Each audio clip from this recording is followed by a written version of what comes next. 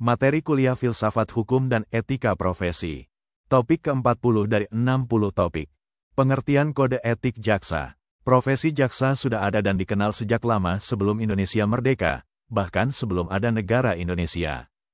Pada masa Kerajaan Majapahit, jaksa dikenal dengan istilah diaksa, adiaksa, dan darmadiaksa. Diaksa dikatakan sebagai pejabat negara yang dibebani tugas untuk menangani masalah-masalah peradilan di bawah pengawasan Majapahit. Gajah Mada selaku pejabat adiaksa, sedangkan Darmadiaksa berperan sebagai pengawas tertinggi dari kekayaan suci dalam urusan kepercayaan dan menjabat sebagai ketua pengadilan. Kata diaksa ini kemudian menjadi jaksa. Setelah Indonesia merdeka, lembaga jaksa tetap dipertahankan, yakni dengan mengambil alih peraturan yang pernah berlaku pada masa penjajahan Jepang. Jaksa adalah pejabat fungsional dari lembaga pemerintahan, berbeda dengan hakim. Pengangkatan dan pemberhentian jaksa tidak dilakukan oleh kepala negara, tetapi oleh Jaksa Agung sebagai atasannya. Agar kejaksaan dapat mengemban kewajibannya dengan baik, berdasarkan keputusan Jaksa Agung nomor Kep 052, JA 8/1979 ditetapkan pula tentang doktrin Adiaksa Trikrama Adiaksa. Doktrin tersebut berunsurkan Caturasana, Triatmaka, dan Trikrama Adiaksa. Caturasana merupakan 4 landasan yang mendasari eksistensi, peranan, wewenang, dan tindakan kejaksaan dalam mengemban tugasnya, baik di bidang justisial, non-justisial, yudikatif, maupun eksekutif. Landasan idealnya adalah Pancasila, landasan konstitusionalnya adalah UUD 1945, dan landasan peraturan perundangan yang lainnya. Triatmaka merupakan 3 sifat hakiki kejaksaan yang membedakan dengan alat negara lainnya. 3 sifat itu adalah tunggal, mandiri, dan mumpuni. Bersifat tunggal karena kejaksaan adalah satu-satunya lembaga negara yang mewakili pemerintah dalam urusan pengadilan. Trikrama Adiaksa adalah sikap mental yang baik dan terpuji yang harus dimiliki oleh jajaran kejaksaan yang meliputi sifat satya, adi, dan wicaksana. Menjaga idealisme profesi jaksa. Profesi jaksa adalah sebuah profesi dalam posisi yang sangat penting dalam penegakan hukum di peradilan. Lembaga kejaksaan secara umum dan jaksa secara khusus adalah lembaga independen yang mewakili pemerintah dalam hal peradilan. Posisi jaksa sangat riskan menghadapi tantangan, baik dari internal maupun tantangan eksternal. Jaksa mudah saja memanfaatkan posisinya untuk mencari keuntungan pribadi. Ini adalah tantangan eksternal yang berasal dari luar diri jaksa, yaitu pihak-pihak yang sedang dalam perkara peradilan meminta jaksa agar memberi keringanan dalam tuntutan dengan memberi sejumlah imbalan atau hadiah.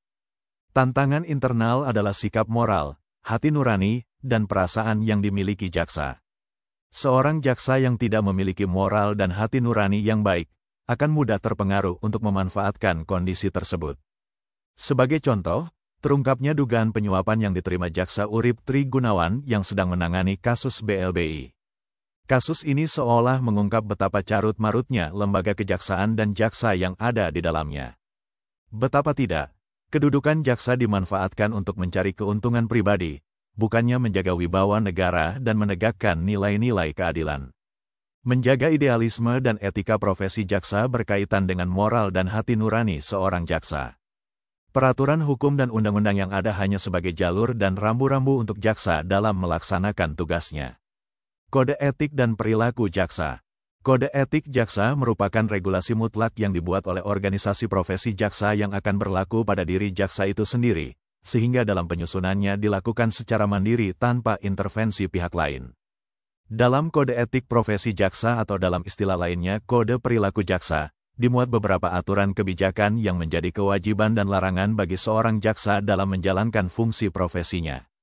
Kejaksaan sebagai lembaga penegak hukum memiliki peran dalam menerapkan supremasi hukum, perlindungan terhadap kepentingan hukum, penegakan HAM, serta pemberantasan praktik KKN yang diatur dalam UUD 1945 dan secara khusus diatur dalam Undang-Undang Nomor 16 Tahun 2004 tentang Kejaksaan Republik Indonesia. Dalam Undang-Undang Kejaksaan disebutkan bahwa kejaksaan adalah lembaga pemerintah yang melaksanakan kekuasaan negara di bidang penuntutan dan kewenangan lainnya yang dilaksanakan secara merdeka.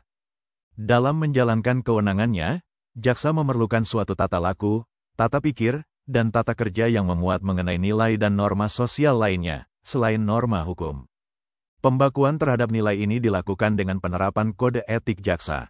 Sama halnya dengan profesi hukum lainnya, dalam menjalankan profesinya jaksa memiliki kode etik profesi yang dalam institusi kejaksaan dikenal dengan istilah kode perilaku jaksa di samping adanya standar minimum profesi jaksa. Kode etik jaksa berguna untuk menjamin mutu profesi di dalam masyarakat. Kode etik jaksa merupakan regulasi mutlak yang dibuat oleh organisasi profesi jaksa yang akan berlaku pada diri jaksa itu sendiri, sehingga dalam penyusunannya dilakukan secara mandiri tanpa intervensi pihak lain. Dalam menciptakan jaksa yang memiliki integritas kepribadian dan disiplin tinggi dalam melaksanakan tugas penegakan hukum dalam rangka mewujudkan keadilan dan kebenaran, maka pemerintah Indonesia mengeluarkan Kode Perilaku Jaksa sebagaimana tertuang dalam Peraturan Jaksa Agung RI Nomor PER 014 AJA 11/2012 tentang Kode Etik Jaksa. Di dalam peraturan tersebut dituangkan larangan yang diberikan kepada jaksa agar tidak keluar dari hakikat etika perilaku jaksa, di antaranya, 1. Memberikan atau menjanjikan sesuatu yang dapat memberikan keuntungan pribadi secara langsung atau tidak langsung, bagi diri sendiri atau orang lain dengan menggunakan nama atau cara apapun. 2. Meminta atau menerima hadiah atau keuntungan dalam bentuk apapun dari siapapun yang memiliki kepentingan baik langsung maupun tidak langsung. 3. Menangani perkara yang mempunyai kepentingan pribadi atau keluarga, atau finansial secara langsung maupun tidak langsung. 4. Melakukan pemufakatan secara melawan hukum dengan para pihak dalam yang terkait dalam penanganan perkara. 5. Memberikan perintah yang bertentangan dengan norma hukum yang berlaku. 6. Merekayasa fakta-fakta hukum dalam penanganan perkara. 7. Menggunakan kewenangannya untuk melakukan penekanan secara fisik atau psikis. 8. Menggunakan barang bukti dan alat bukti yang patut diduga telah direkayasa atau dipercaya telah didapatkan melalui cara yang melanggar hukum. Profesionalisme jaksa penting untuk menunjukkan keberhasilan institusi lembaga kejaksaan. Hal ini semata-mata bertujuan untuk menjaga harkat dan martabat jaksa sekaligus untuk menjaga rasa percaya masyarakat terhadap aparat penegak hukum di Indonesia. Kode etik jaksa dapat digambarkan sebagai alat untuk menyeimbangkan dan memfilter hal buruk guna mengarahkan seorang profesional jaksa menuju tindakan yang sesuai moral, sehingga menciptakan jaksa yang memiliki integritas kepribadian dalam melaksanakan tugas penegakan hukum. Bahwa saya senantiasa menjunjung tinggi dan akan menegakkan hukum, kebenaran dan keadilan, serta senantiasa menjalankan tugas dan wewenang dalam jabatan saya ini dengan sungguh-sungguh. Itulah sepenggal bunyi sumpah atau janji yang diucapkan setiap jaksa di hadapan Jaksa Agung sebelum memangku jabatannya. Sejatinya, setiap jaksa memegang teguh sumpah atau janjinya saat menjalankan profesinya. Jika dilanggar, Undang-Undang Nomor 16 Tahun 2004 tentang Kejaksaan mengatur tegas sanksi bagi jaksa, di antaranya pemberhentian secara hormat, tidak dengan hormat, dan pemberhentian sementara. Pasal 12 Undang-Undang Nomor 16 Tahun 2004 merinci jenis perbuatan yang dihukum dengan sanksi pemberhentian dengan hormat. Lalu, Pasal 13 Ayat 1 Undang-Undang Nomor 16 Tahun 2014 merinci jenis-jenis perbuatan yang dihukum dengan sanksi pemberhentian tidak dengan hormat. Secara teknis, pemberhentian terhadap jaksa tidaklah dilakukan semerta-merta. Selain karena jaksa adalah seorang aparatur sipil negara, atau ASN, dan juga sebagai profesi penegak hukum, hal itu membawa konsekuensi pada mekanisme pemberhentian yang tidak biasa, sebagai ASN akan tetapi lumrah bagi profesi. Pasal 13 Ayat 3 Undang-Undang Nomor 16 Tahun 2004 menyatakan bahwa jaksa diberi kesempatan secukupnya untuk membela diri di hadapan Majelis Kehormatan Jaksa, MKJ. Teknisnya, diatur dalam Peraturan Pemerintah Nomor 20 Tahun 2008 tentang tata cara pemberhentian dengan hormat, pemberhentian tidak dengan hormat, dan pemberhentian sementara, serta hak jabatan fungsional jaksa yang terkena pemberhentian. Dalam waktu 14 hari sejak jaksa menggunakan kesempatan untuk membela diri, Jaksa Agung wajib membentuk anggota majelis MKJ. Sementara, terhadap jaksa yang tidak menggunakan kesempatan membela diri, Jaksa Agung menerbitkan keputusan pemberhentian tanpa rekomendasi dari MKJ. Pasal 17 Ayat 1 PP Nomor 20 Tahun 2008 sendiri menyebutkan bahwa MKJ bertugas memberikan pertimbangan, pendapat, dan rekomendasi kepada Jaksa Agung terhadap usul Jaksa Agung Muda Pengawasan, atau Jamwas, tentang pemberhentian seorang jaksa.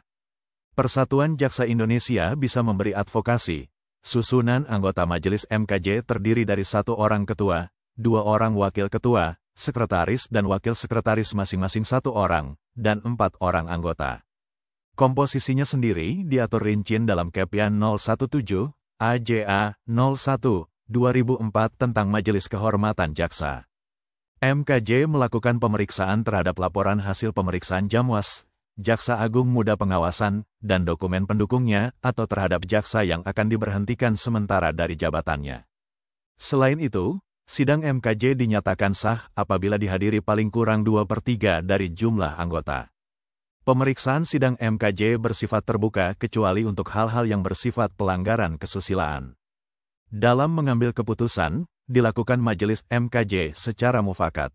Hasil keputusan itu disampaikan paling lambat 7 hari kepada Jaksa Agung dan Jamwas setelah keputusan tersebut ditetapkan. 2. Pintu pengawasan jaksa. Seorang jaksa tak cuma diawasi oleh atasan secara internal, melainkan juga diawasi oleh pihak eksternal. Instruksi Presiden Nomor 15 Tahun 1983 tentang Pedoman Pelaksanaan Pengawasan membedakan 2 bentuk pengawasan, yakni pengawasan yang dilakukan oleh pimpinan atau atasan masing-masing atau satuan kerja terhadap bawahannya, pengawasan melekat atau waskat. Yang kedua, pengawasan yang dilakukan oleh aparat pengawasan fungsional yang bersangkutan, pengawasan fungsional atau wasnal. Secara umum, pengawasan melekat dilakukan dengan pemantauan, pengamatan, pemeriksaan, mengidentifikasi dan menganalisis gejala penyimpangan, perumusan tindak lanjut yang tepat. Pejabatnya sendiri diisi secara berjenjang mulai dari tingkat kejagung, kejati, kejari. Sementara, jenis-jenis pengawasan fungsional, antara lain pengawasan di belakang meja, inspeksi umum, inspeksi khusus, inspeksi pimpinan, inspeksi kasus dan pelaporan, dan pemantauan. Pejabat wasnal sendiri lebih banyak diisi oleh jajaran di pengawasan, mulai dari Jamwas, Ses Jamwas, inspektur dan inspektur muda, kepala bagian pada Jamwas, pemeriksa, dan jaksa fungsional pada Jamwas.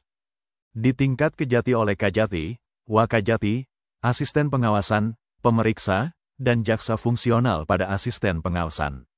Dan di tingkat kejari oleh Kajari dan pemeriksa. Mekanisme lewat pengawasan internal di bawah koordinasi Jamwas.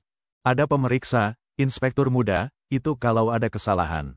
Kalau dalam penanganan perkara, ada namanya eksaminasi khusus perkara. Eksaminasi dalam konteks teknis, kalau ditemukan perilaku yang salah diserahkan ke Jamwas, kalau tidak berhenti di situ.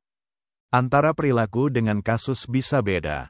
Kalau ada kaitan perilaku, muara ke pengawasan. Sementara untuk pengawasan eksternal, diawasi sejumlah pihak terkait mulai dari masyarakat, mitra kerja dengan Komisi 3 DPR RI, UKP 4, serta Komisi Kejaksaan RI. Khusus untuk Komisi Kejaksaan RI dapat memberi rekomendasi berupa pemberian sanksi terhadap jaksa atau pegawai kejaksaan sesuai dengan pelanggaran yang dimaksud dalam Peraturan Pemerintah Nomor 53 Tahun 2010 tentang Disiplin Pegawai Negeri Sipil, Kode Etik, dan Peraturan Perundang-undangan. Komisioner Komisi Kejaksaan diberi hak antara lain dapat diangkat sebagai anggota dalam MKJ. Selain itu juga berhak mengikuti setiap gelar perkara baik pada kasus yang dipimpin oleh Jaksa Agung atau kasus yang dilaporkan masyarakat kepada Komisi Kejaksaan. Berdasarkan Perpres Nomor 18 Tahun 2011 tentang Komisi Kejaksaan, ada perluasan wewenang dalam menangani laporan pengaduan dari masyarakat. Selain dapat mengambil alih pemeriksaan, Komisi Kejaksaan juga berwenang melakukan pemeriksaan ulang atau pemeriksaan tambahan atas pemeriksaan yang telah dilakukan oleh aparat pengawas internal Kejaksaan apabila ada bukti atau informasi baru yang dalam pemeriksaan sebelumnya belum diklarifikasi dan atau memerlukan klarifikasi lebih lanjut. Selain itu, ketika pemeriksaan oleh aparat pengawas internal Kejaksaan tidak dikoordinasikan sebelumnya dengan Komisi Kejaksaan. Dan apabila pemeriksaan oleh aparat pengawas internal Kejaksaan tidak menunjukkan kesungguhan atau belum menunjukkan hasil nyata dalam waktu 3 bulan sejak laporan masyarakat atau laporan Komisi Kejaksaan diserahkan ke aparat pengawas internal Kejaksaan, atau apabila diduga terjadi kolusi dalam pemeriksaan oleh aparat internal Kejaksaan. Hasil pemeriksaan dimaksud disampaikan kepada Jaksa Agung dalam bentuk rekomendasi Komisi Kejaksaan untuk ditindaklanjuti. Apabila rekomendasi tersebut tidak ditindaklanjuti atau pelaksanaannya tidak sesuai rekomendasi, Komisi Kejaksaan dapat melaporkannya kepada Presiden. Demikianlah materi topik ke-40 Filsafat Hukum dan Etika Profesi untuk membantu para mahasiswa memahami mata kuliah dan masyarakat umum yang ingin menambah wawasan. Channel ini menyajikan tutorial ilmu hukum, ilmu pemerintahan, ilmu komunikasi, ilmu manajemen, ilmu administrasi, dan lainnya. Video tutorial dituturkan dan disubtitelkan agar dapat ditonton, dibaca, sambil didengarkan. Untuk pemahaman yang lebih baik, putar tutorial berulang-ulang. Subscribe dan like, agar Anda mendapatkan update tutorial lainnya. Bagikan link video ini, agar teman lain juga mendapatkan manfaat channel ini. Sampai jumpa.